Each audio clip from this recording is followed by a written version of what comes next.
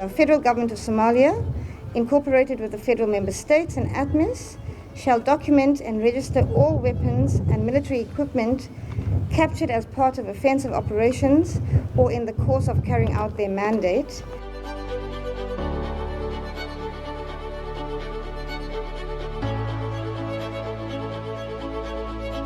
Today, we are handing over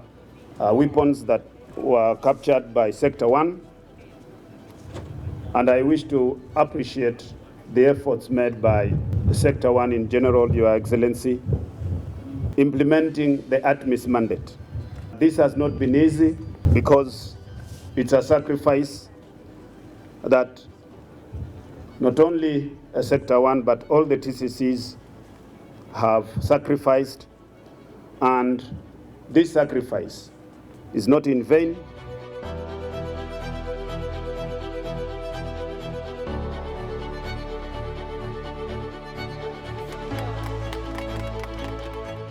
wada shaqayntan waxay cadawga ku siinaysaa dhabar jabin bay ku ridaysaa ciidamada ATMIS iyo Soomaaliyana waxay u muujinaysaa dhiirigelin